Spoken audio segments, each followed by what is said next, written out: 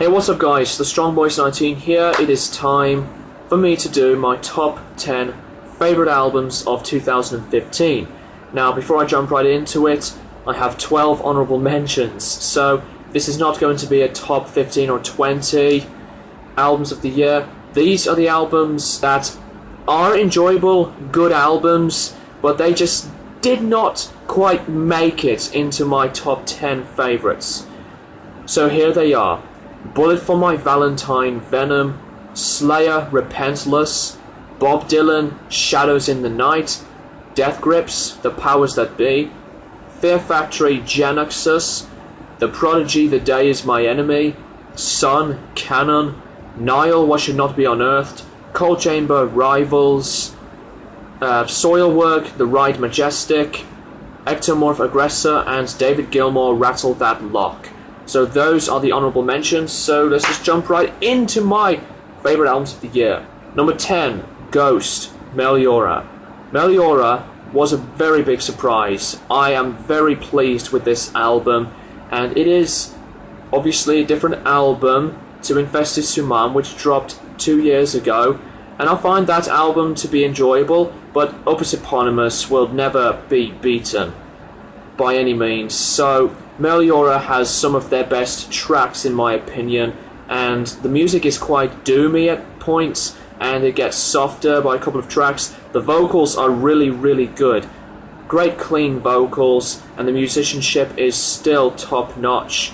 So Meliora by Ghost, I think, is definitely a very strong release, and if you have not heard of it, definitely check it out. At number 9, Keith Richards' Cross-Eyed Heart. The music on this album, great rockers, and it can be different at some parts with sounds of acoustic guitar, and one of the tracks is quite like a reggae-inspired type track, and with Keith's voice compared to Mick Jagger's, there's nothing wrong with Jagger's voice, but when Keith does vocals, he can pull it off. They're pretty good vocals, I have to say. This is his first album since 15 years. His previous album came out, which is absolutely crazy, but I think this is possibly his best album. It is really good. If you love the Stones, you're going to love this one. So yeah, that's all I have to say about that one. Number 8, Enter Theorem, One Man Army. I love folk metal so much, one of my favourite genres of all time, and One Man Army is a powerfully strong release, and Enter Theorem's one of the best folk metal bands ever. And the music on this album is still 100% through the roof without a doubt. The vocals are still greater than ever. If you are into some folk metal that is really energetic and over the top to listen to, you've got to love One Man Army. A heavy but really great album from Enter Theorem once again.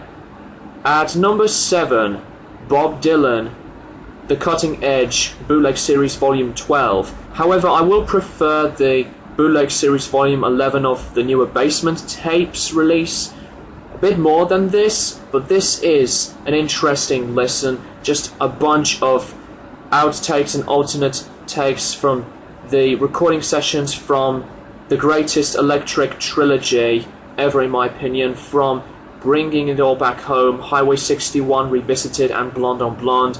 They're one of my favourite albums of all time, and it's just Bob Dylan doing what he has been doing at one of the greatest music moments in history. So there's not much I could say about it. They are great to listen to.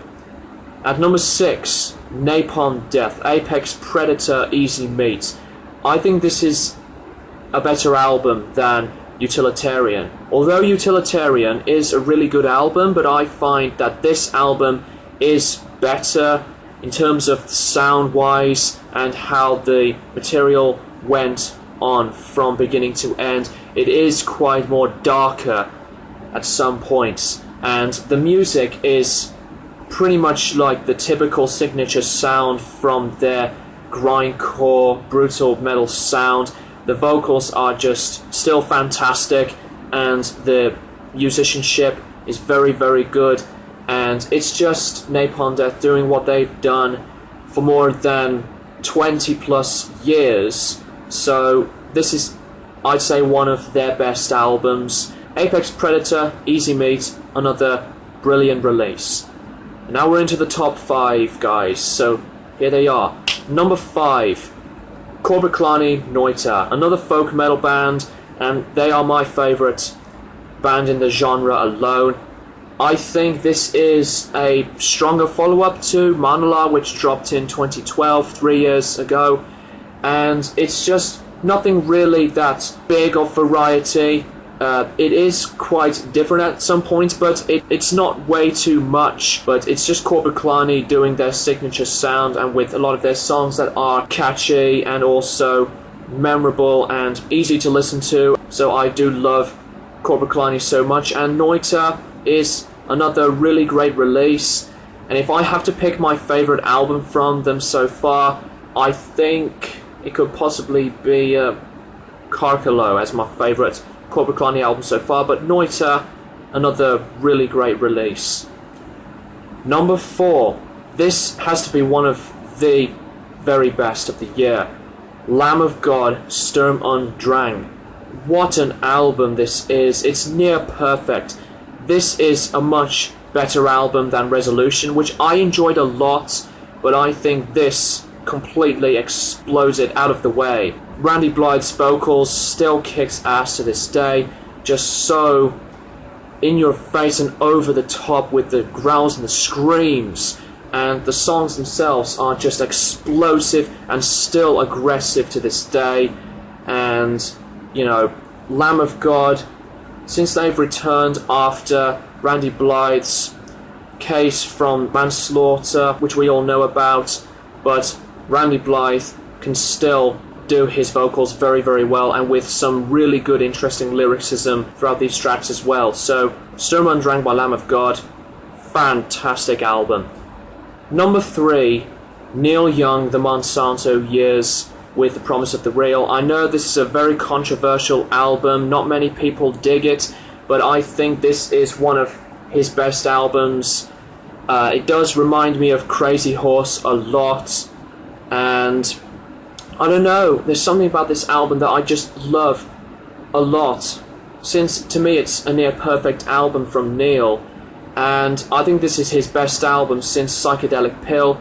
And I know that this album is quite repetitive in terms of repeating the same things about Monsanto and GMOs. The music is still aggressive, and at some tracks it's soft.